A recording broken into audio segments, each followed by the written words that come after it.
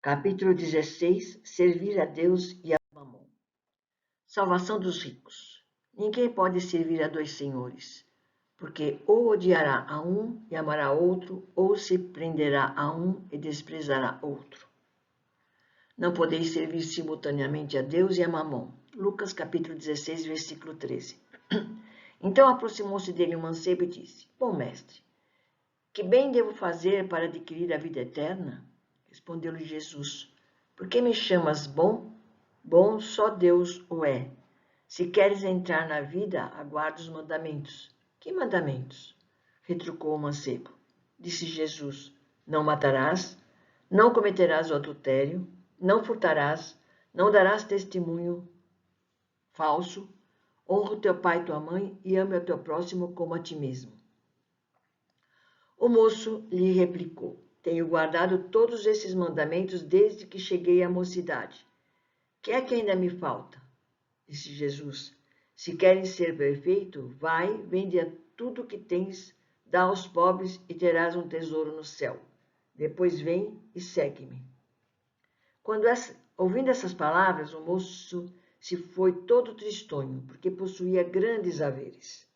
Jesus disse então a seus discípulos: Digo-vos em verdade que bem difícil é que um rico entre no reino dos céus.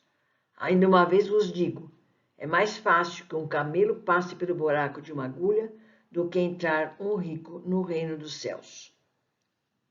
Mateus capítulo 19, versículo 16 a 24, Lucas capítulo 18, versículo 18 a 25 e Marcos capítulo 10, versículo de 17 a 25. Preservar-se da avareza. Então, no meio da turba, um homem lhe disse: Mestre, dize a meu irmão que divida comigo a herança que nos tocou. Jesus lhes disse: Ó homem, quem me designou para vos julgar ou para fazer as vossas partilhas? E acrescentou: Tende o cuidado de preservar-vos de toda a avareza, porque, seja qual for a abundância em que o homem se encontre, sua vida não depende dos bens que ele possua. Disse-lhes a seguir essa parábola. Havia um rico homem cujas terras tinham produzido extraordinariamente e que se entretinha a pensar consigo mesmo assim: Que hei de fazer, pois já não tenho lugar onde possa encerrar tudo o que vou colher? Está aqui, disse, o que farei? Demolirei os meus celeiros e construirei outros maiores, onde porei toda a minha colheita e todos os meus bens. E direi à minha alma, tens de reserva muitos bens para longos anos. Repousa, come, bebe e goza. Mas Deus, ao seu tempo, disse ao homem: Que insensato és! Esta noite mesmo, tomar-te-ão a alma. Para que servirá o que não acumulaste? É o que acontece àquele que acumula tesouros para si próprio e que não é rico diante de Deus. Nessa parábola, nós podemos observar que a felicidade e quantos anos vamos viver nessa vida independe do que conseguimos ajuntar em bens materiais. A única coisa nesta vida que dura para sempre, que podemos levar conosco, são os bens espirituais. Essa parábola nos mostra a ignorância do rico quanto às coisas espirituais, confundindo corpo e alma. Dentro dessa ignorância, ele imagina que, naquele dia em diante, poderia viver sem preocupações, pois ele teria riquezas acumuladas para muitos anos. Ele não sabia que o futuro a Deus pertence. As riquezas materiais que ele acumulou de nada valem na pátria espiritual, porque ele não as utilizou também em benefício do próximo. Ele pensou somente nele. Essa parábola também pode se chamar de parábola do avarento, porque ele somente pensava em aumentar a sua fortuna. Como não pensava em Deus, não imaginou que pudesse ser repentinamente chamado de volta para a pátria espiritual. Como ele não se preparou para o regresso para a verdadeira vida, ele regressou ao outro mundo em tristes condições.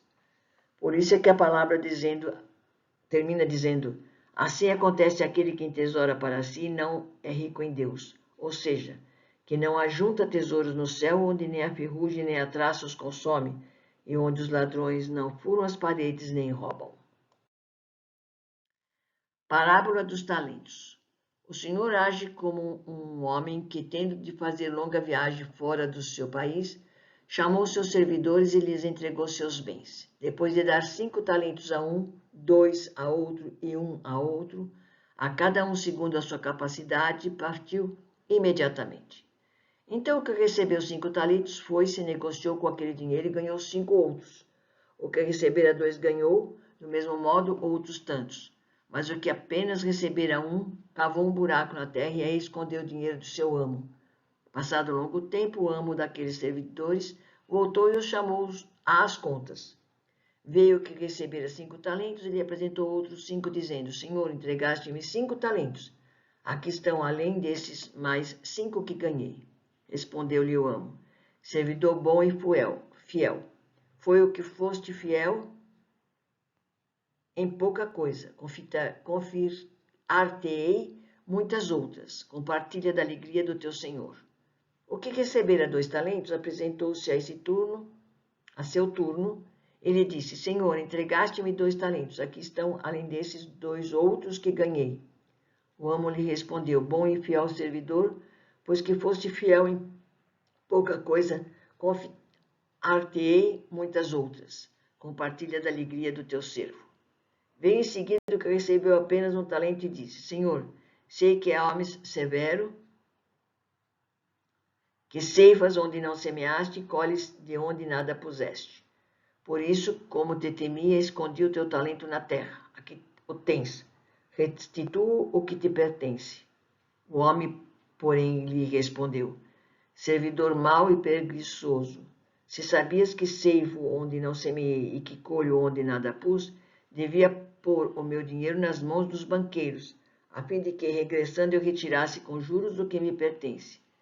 Tire-lhe, pois, o talento que está com ele e dei-no ao que tem 10 talentos, porquanto dar-se-á a todos o que já tem, e esses ficarão acumulados de bens. Enquanto àqueles que nada têm, tirar-se-lhe-á mesmo o que parece ter.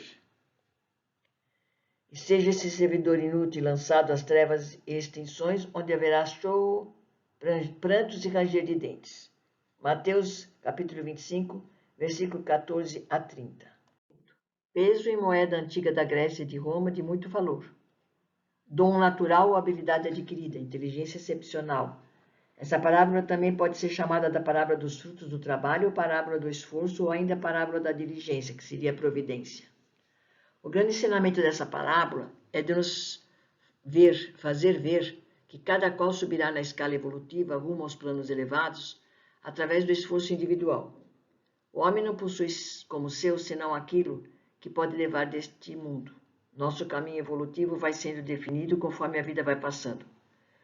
Não foi por acaso que nós reencarnamos neste planeta, pobres, ricos, brancos, negros, amarelos ou vermelhos.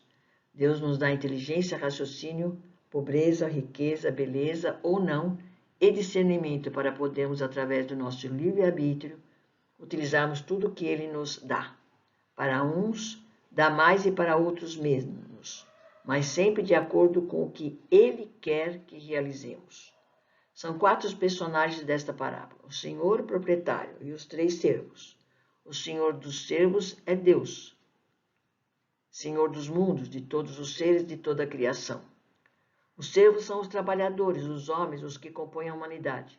São os espíritos encarnados e os desencarnados, nos seus diferentes graus de evolução, nos diferentes estágios de colaboradores de Deus na obra da criação.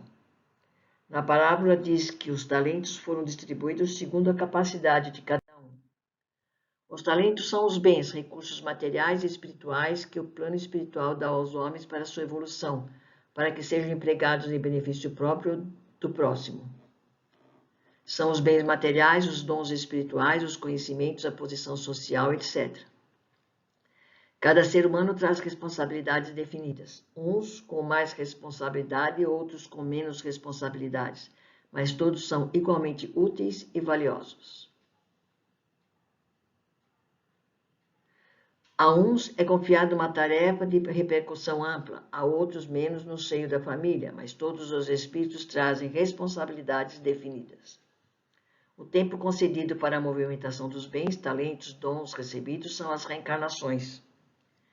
Os servos aproveitam os talentos recebidos de acordo com a sua maturidade espiritual.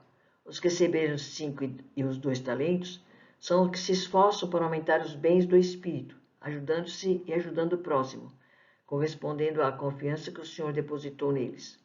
Aumentar os bens recebidos e, com certeza, pelos seus méritos, irão receber mais responsabilidade.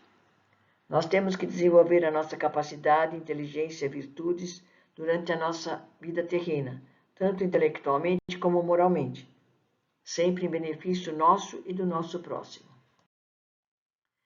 Tem pessoas que crescem, lutam, trabalham, estudam e multiplicam com sabedoria tudo ao seu redor. Temos também aqueles que, além de não fazerem nada, ainda invejam os outros. Ficam mais preocupados com o que o vizinho ou quanto o companheiro de caminhada ganha, do que procurar pelo próprio esforço ter o que o outro tem. Esses são os de 1 talento. Estão inclusos os avarentos e os invejosos. O que recebeu um talento e não se esforçou para aumentá-lo são os que são preguiçosos, negligentes e não aproveitam nenhuma oportunidade que lhes dá. Isso depende do livre-arbítrio de cada um, que enterra o seu talento e não progride. Ele é considerado servo mau, preguiçoso e egoísta, que usa para si os talentos que Deus lhe deu. Os que usam os talentos para prejudicar os outros chorarão lágrimas amargas, quando a morte os fizer passar para a verdadeira vida. Esses, através das encarnações duras, de sofrimento e dor, acordarão para o progresso. É o que significa o que Jesus disse, as trevas exteriores, onde há choro e ranger de dentes. Daí o ensinamento, ao que se tem ainda lhe será dado, e ao que não tem, até o que tem lhe será tirado. Deus, na sua infinita sabedoria, nos dá a oportunidade, através das nossas várias reencarnações, de nascermos ricos e pobres, brancos e negros, homem e mulher, para que aprendamos na pele as necessidades e as possibilidades de cada um e de aplicarmos o que já aprendemos. Se não houvesse riqueza, não haveria progresso. A pessoa que numa encarnação tiver ótima condição financeira e souber utilizar essa condição, para si e para seu próximo, sorte dela. Se nós fôssemos todos iguais, com o mesmo saldo no banco, e com isso pudéssemos viver bem e com fartura, não haveriam os desafios da ciência, não haveria escolas e não teríamos o porquê evoluirmos. Tais afirmativas valem tanto para as coisas materiais quanto para as espirituais. Nós já dissemos, o Senhor é Deus e os servos somos todos nós. No plano material, nós temos o dinheiro. Diz o dito popular, que dinheiro traz dinheiro, multiplicando através de aplicações lucrativas, ficando rico cada vez mais rico. Já o pobre, aquele que não tem dinheiro, fica cada vez mais pobre, dada a desvalorização do dinheiro e dos aumentos abusivos. Com referência aos bens espirituais, aquele que é esforçado, que corresponde ao amparo divino, que é perseverante e fiel ao Evangelho de Jesus, receberá sempre o auxílio e a proteção dos bons espíritos para que aumente suas virtudes, suas qualidades morais. Aquele que não possui essas virtudes e essas qualidades morais e que não se esforçam para adquiri-las, fazendo mau uso do talento que o Senhor lhes emprestou, desses lhe é tirado em futuras encarnações.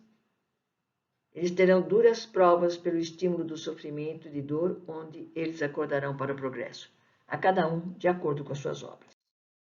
Então podemos dizer que a palavra talento significa também nas línguas atuais engenho, gênio, intelectualização, ilustração, capacidade, merecimento, préstimo, habilidade e força física. Podemos verificar que essa palavra é bastante atual, pois devemos entendê-la como um ensinamento para o homem desenvolver cada vez mais seus recursos e aptidões intelectuais, morais e espirituais. É um convite para que nos aprimoremos e que mostremos os frutos que Jesus espera de nós cristãos, por ao que se tem, mais se dará e terá em quantidade cada vez maior. Não se deve, pois, guardarmos para nós o dom que recebemos, não devemos negar cooperação quando surge a oportunidade de se prestar um favor, por menor que seja. Não devemos enterrar o talento que já conquistamos. Existem 1000 maneiras de duplicá-lo, através de pequenos favores, de bondade e de delicadeza. 1000 pequeninas tarefas de caridade e fraternidade. Quando se cumpre o dever de trabalhar no bem e para o bem, a parábola se realiza na vida e no obreiro, e o plano espiritual lhe confiará tarefas cada vez maiores e de resultados mais produtivos. Quanto aos pobres, devemos entender que a própria pobreza lhes renderá outros talentos, que são o gosto pelo trabalho honesto, a calma, a simplicidade, a paciência e a resignação. O homem não possui como seu senão aquilo que pode levar deste mundo. Nosso caminho evolutivo vai sendo definido conforme a vida vai passando.